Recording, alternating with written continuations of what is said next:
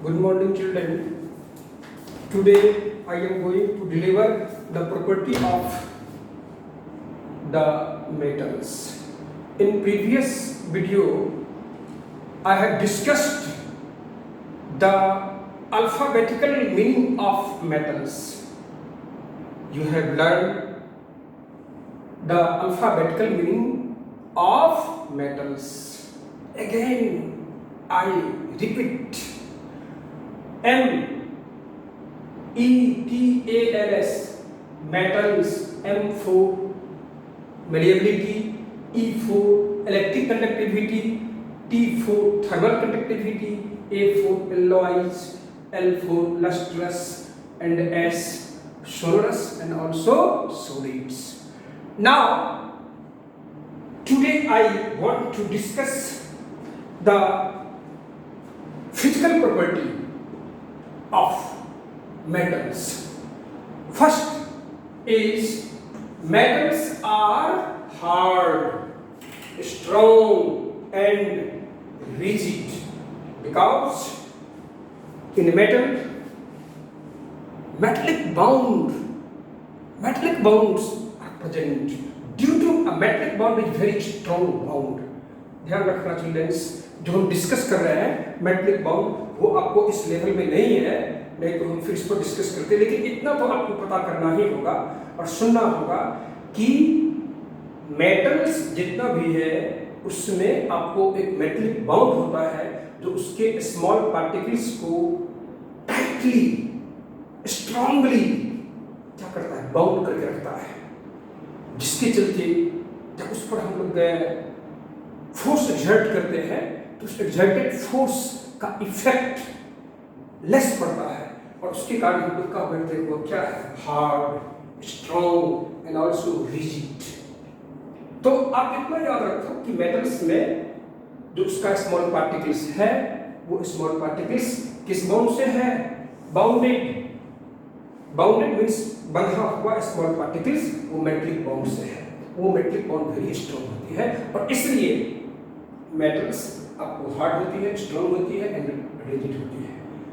लेकिन आप यह नहीं कह सकते हैं कि ये हार्डनेस, स्ट्रॉन्गनेस, रिजिडनेस ये सारे मेटल्स में एक समान होगा, ऐसा नहीं कह सकते हैं, क्योंकि मेटल्स में जो मेटलिक बॉन्ड्स है वो मेटलिक बॉन्ड्स का जो स्ट्रेंथ होती है वो अलग अलग मेटल्स में अलग अलग होती है, जिसके कारण आपका कोई मेटल्स जो हार्डनेस उसमें कम होती है, स्ट्रॉन्गनेस कम होती है, रिजिडनेस कम होती है, कोई ऐसा भी मेटल्स आ सकता है जिसमें मेटलिक बॉन्ड जो होगा वेरी स्ट्रॉन्ग होगा। ऐसा हो सकता है क्योंकि सारे मेटल्स में एक समान मेटलिक बॉन्ड नहीं रहता है और उस केस में आपको जो हार्डनेस भी, स्ट्रॉन्गनेस भी, रिजिडनेस भी अलग अलग होती है मेटल्स का। तो इस प्रकार से हम लोग ये एक प्रॉपर्टी, दूसरा प्रॉपर्टी है डक्टिलिटी। मीन्स ये है, वैसे चिल्ड्रंस जब भी आप इंग्लिश वर्ड्स देखो, आप प्रॉपर्टी का डिस्कशन करो तो जहां भी मिले आपको लिटी, भिटी, सिटी, ऑल आर एबिलिटी, हेयर, ductility, property of a metal by which it can be drawn into thin wire. Here, ductility, it indicates the property of metal. The property of a metal by which it can be drawn into thin wire. अब सुनोगे तो आश्चर्य लगेगा आपको कि अगर एक ग्राम है, अगर आपको गोल्ड, और उससे अगर हम लोग थीन वायर बनाना शुरू करें तो वो थीन वायर आपको लगभग 2 किलोमीटर लेंथ का बन सकता है वायर, इतना लंबा हो, उसमें इतना ज़्यादा डक्टाइल नेचर होती है।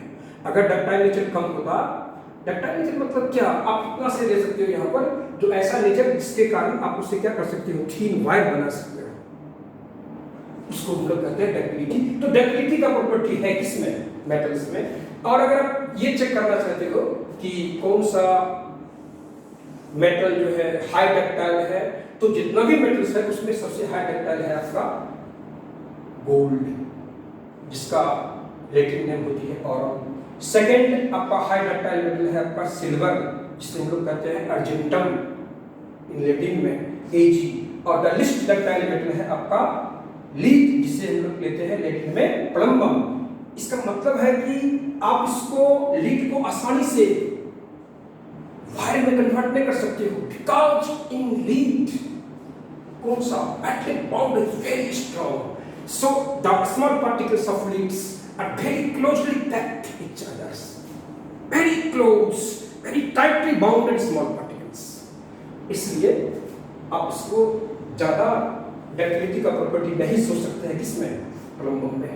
Now the malleability, it is also property of metal by which it can be beaten into thin sheet। thin sheet मतलब क्या, पतला पत्थर समझते हैं कि नहीं, चदरा जो होता है ना, पतला चदरा बनाना, मतलब मेटल्स में ऐसा। अब देखिएगा गोल्ड स्मिथ सब क्या करता है, आपको गोल्ड स्मिथ की बात हम कर रहे हैं, वो लोग जो ऑर्नामेंट्स फॉर्म करता है, ऑर्नामेंट की बात हम कर रहे हैं। अब 1 ग्राम 2 ग्राम गोल्ड को लेकर के वो बड़ा बड़ा साइज में ऑर्नामेंट बना लेता है। क्या कारण है कि उसमें ये प्रॉपर्टी है कि आप उसे हैमर से हैमरिंग करके बड़ा बड़ा सीट क्या कर सकते हैं, बना सकते हैं। अब 1 ग्राम 2 ग्राम बहुत कम होती है क्वांटिटी, उसका यूज करके वो बड़ा बड़ा शेप में क्या करता है, कन्वर्ट कर देता है। तो मैलिएबिलिटी भी आपका है, हाई मैलिएबल मेटल है आपका गोल्ड। जितना भी आपको नॉन मेटल्स है, आपको तुम कल डिस्कस कीजिए, 72 मेटल्स है जो नेचुरल मेटल्स है, और सेकंड मेटल्स मैलिएबल है आपका सिल्वर, और जो सबसे लिस्ट है मैलिएबल वो है आपका प्लम्बम। इस प्रकार से ये हुआ। अब सुनो, electric conductivity, electric conductivity childrens, हम थोड़े पहले ही बोले थे आपको, लिटी इटी वीटी सीटी ऑल आर एबिलिटी, तो यहां पर तो है इलेक्ट्रिक कंडक्टिविटी वीटी वीटी। अब क्यों इमीडिएटली इसको सोच कर लो, ये तो एबिलिटी से आ रहा है, किसका एबिलिटी, मेटल का एबिलिटी आ रहा है ना, तो कैसा एबिलिटी, जिस एबिलिटी के कारण, मेटल के जिस प्रॉपर्टी के कारण वो इलेक्ट्रिक चार्ज को अपने में से क्या करता है, फ्लो होने देता है। Metals allow electric current through them, that property is known as what, electric conductivity। और मेटल जो इलेक्ट्रिक कंडक्टिविटी का जो प्रॉपर्टी शो करता है due to free electrons. So metals में जो ये गुण है, generally all metals are good conductor of electricity, of electricity. लेकिन आप ये नहीं कह सकते हो कि सारे मेटल्स में इलेक्ट्रिक कंडक्टिविटी का नेचर एक समान होगा, नहीं। काउस को जानते हो आप कि फ्री इलेक्ट्रॉन्स के कारण ही इलेक्ट्रॉन्स या इलेक्ट्रिक चार्ज ट्रांसफर होती है one place to another place. लेकिन सारे मेटल्स में जो फ्री इलेक्ट्रॉन्स है वो अपने एटम के न्यूक्लियस से सेम फोर्स से बाउंडेड है, ऐसा नहीं है।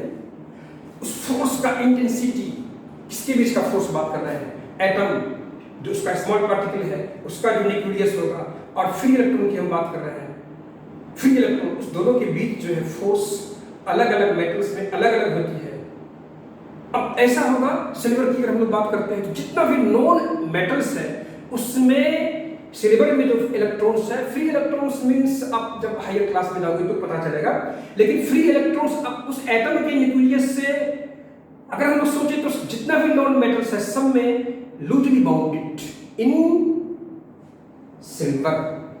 और एक ये भी है, और दूसरी बात ये भी हम लोग कह सकते हैं कि लूजली बाउंडेड, और दूसरी बात और वो फ्री इतना है कि इजीली आपको वन प्लेस से क्या होती है दूसरे प्लेस पर ट्रांसफर हो जाती है इजीली। और इसलिए सिल्वर को हम लोग मानते हैं सबसे ज्यादा नहीं electric conductor, high electric conductor किसमें होती है, सिल्वर में होती है। तो आप ये सोचोगे जो उसका रेसिस्टेंस कम होगा, रेसिस्टेंस भी एक वर्ड है जो न्यू वर्ड हम यूज कर लिए, नहीं करना चाहिए। ये मेटल का एक प्रॉपर्टी है, कंडक्टर का एक प्रॉपर्टी है जो इलेक्ट्रिक करंट को फ्लो करने में क्या करता है, रुकावट पैदा करता है, उसको हम लोग क्या कहते हैं, रेसिस्टेंस कहते हैं। तो सिल्वर का रेसिस्टेंस वेरी लेस, और इसलिए सबसे ज़्यादा इलेक्ट्रिक कंडक्टिविटी का नेचर किसमें होती है, सिल्वर में। और सेकंड है आपका, आप जब जानोगे, वो है आपका कॉपर, जो सेकंड नेचर रखता है इस प्रकार का इलेक्ट्रिक कंडक्टिविटी का। और थर्ड में आपका है एल्यूमिनियम।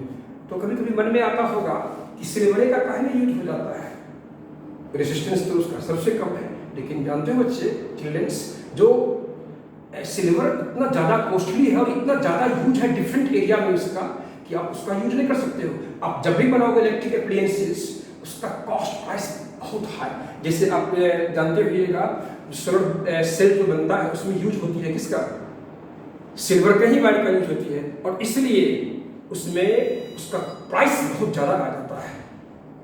इसलिए हम लोग जनरली सिल्वर वायर का यूज नहीं करते हैं इलेक्ट्रिक अप्लायंस में। जनरली हम लोग नॉर्मली कर बैठते हैं किसका, कॉपर वायर, या तो फिर किसका, सिल्वर का कर बैठते हैं। तो ये आपका है। इसके बाद जो प्रॉपर्टी है वो है आपका थर्मल कंडक्टिविटी।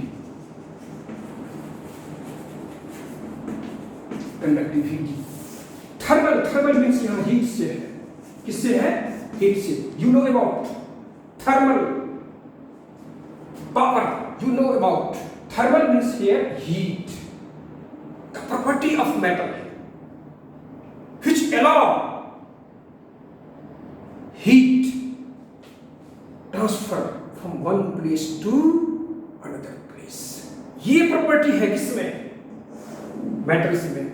जो आपको जब किसी भी मेटल का एक आप रॉड लेते हो, उसके एक एंड को हीट करो, आप देखोगे कि वो हीट ट्रांसफर करके दूसरे एंड पर पहुंच जाता है। इसका मतलब all metals are good thermal conductors. But उसी में जिसमें हीट एनर्जी को ट्रांसफर करेगा इजीली, स्मॉल पार्टिकल्स जिस मेटल में, उसमें इजीली ट्रांसफर हो जाएगा हीट ना। जिसमें हीट ट्रांसफर करने वाला, जो कैरी करने वाला जो तुमको उसमें है स्मॉल पार्टिकल्स, वो आप अगर टाइटली बाउंडेड है उस अपने ही एटम के न्यूक्लियस से, तो वो इजीली हीट को ट्रांसफर नहीं कर सकता है। बस समझ रहे हैं ना। तो उसमें हम लोग जैसे ले लेते हैं लीड की बात करेंगे, तो लीड वेरी हार्डेस्ट, बहुत ज़्यादा उसकी डेंसिटी हाई होती है जिसके, और उसके में जो मेटलिक बॉन्ड होती है वो बहुत स्ट्रॉन्ग, जिसके चलते वो उसमें फ्री इलेक्ट्रॉन्स उतना आसानी से ट्रेवल कर ही नहीं सकता है। आप फ्री इलेक्ट्रॉन्स, जितना ज़्यादा फ्री इलेक्ट्रॉन्स होगा उतना वही काइनेटिक एनर्जी को या हीट एनर्जी को क्या करते हैं, transfer from one place to other place through the metals. Now ये थर्मल कंडक्टिविटी हो गया। आप जानते हो डेंसिटी के बारे में, इसमें आपको ध्यान रखना पड़ेगा कि all metals are good conductor of heat. But इसमें सिल्वर का ज्यादा ले सकते हो, वही हीट सबसे कम हो जाएगा। इस प्रकार हम लोग सोच लेते हैं। Now we want to discuss density। Density, it is very important property of metals। तो generally metals are found in solid states। जैसे ही अपने में आ गया solid state, it means small particles of metals are very tightly bounded to each other and very closely packed। तो उसके small particles को आप जो चाहोगे इजीली हम डिस्पर्स कर दें, मुश्किल है। और बात ये है कि डेंसिटी डी जो होती है, जिसे हम लोग डी लेते हैं, और ये स्मॉल डी वो क्या होती है, मास बाय वॉल्यूम। तो यहां पर है क्या, लेस वॉल्यूम में ज्यादा होगा मास, तो हाई डेंसिटी। लेकिन हाई डेंसिटी के कारण क्या होगा, उसके स्मॉल पार्टिकल के बीच में वेरी स्ट्रॉन्ग फोर्स लगेगा, तब तो कहोगे हार्डनेस होगी, उसका मेल्टिंग पॉइंट, बॉइलिंग पॉइंट भी इफेक्टेड हो जाएगा, ज्यादा हो जाएगा ड्यू टू हाई डेंसिटी। होता भी है,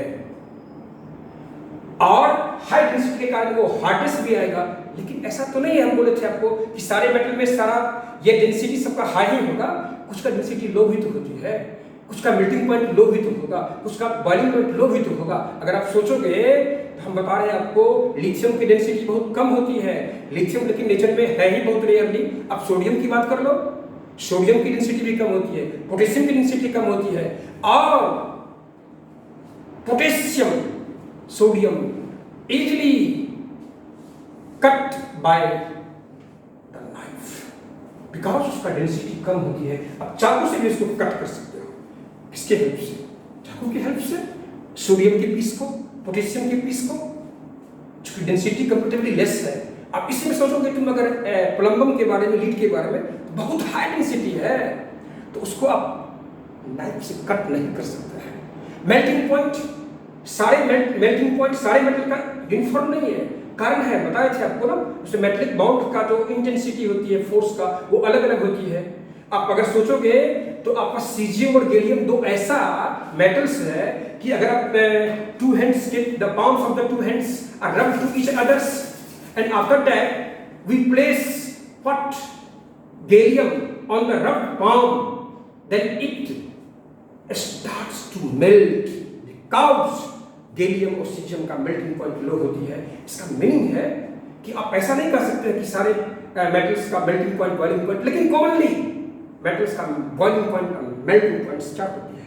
हाई होती है, बट उसी में कम भी होती है किसी किसी कंडीशन। दो का आप याद रखोगे, सोडियम, पोटेशियम। अब लिथियम तो बहुत कम है, लेकिन वो तो नेचर में है नहीं, बट बहुत कम है नेचर में अवेलेबल। बट सोडियम पोटेशियम का आपको लैब में भी होगा, आप उसको क्या कर सकते हो? अपने नाइफ के हेल्प से उसको कट कर सकते हो। तो इस प्रकार से density low, melting point, boiling points low होती है। इस प्रकार आप प्रॉपर्टी स्टडी कर सकते हो किसका? मेटल्स का। अब जैसे बात सोनरस है, हम डिस्कस किए थे इसके बारे में। When articles of metals are hammered with the hammer, then it starts to produce ringing sound which is known as sonorous. So कह सकते हैं कि मेटल्स पर जब हम हैमर करेंगे तो क्या प्रोड्यूस करेगा? साउंड, मेटलिक साउंड प्रोड्यूस करती है। आप सोच सकते हो, लस्टर्स के बारे में कल डिस्कशन किए थे, एलॉयज के बारे में की थी डिस्कशन। एलॉयज बनता है द कॉम्बिनेशन ऑफ मेटल और metals, two or more than two metals and also metals and non metals। जैसे हम आपको बताया ना, नाइक्रोम बनता है जिसका यूज होती है किसमें? आपको पता होगा कि हीटिंग एप्लायंस, जैसे आपका गीजर है, हीटर है, उसमें नाइक्रोम का यूज होता है। उसका जो कंपोनेंट्स है नाइक्रोम का वो मेटल्स का है। स्टेनलेस स्टील्स का कंपोनेंट्स मेटल्स का है, उसमें हालांकि थोड़ा सा कार्बन। आपको तो पहले बोले थे कि alloys the combination of two और more than two metals and और the combination of metal and non metals also. So इस प्रकार आप वर्ड्स का जो अल्फाबेटिकल मीनिंग है वो भी क्लियर हो चुका है, और प्रॉपर्टीज सब भी हम लोग देख चुके हैं। डेंसिटी जैसे हुआ, आप इसको देख लोगे आगे, इसका melting point and also what boiling point. इस पर डिस्कशन हम लोग कर चुके हैं। आप डिस्कशन किए ये डेंसिटी के बारे में, और आप स्टडी कर करके इसको ठीक से स्टडी कर लोगे। नेक्स्ट क्लास जो मेरा होगा उसमें हम लोग डिस्कशन करेंगे lightly the property of non metals. इसके बाद का वीडियो जो होगा उसमें वो आपको हो जाएगा।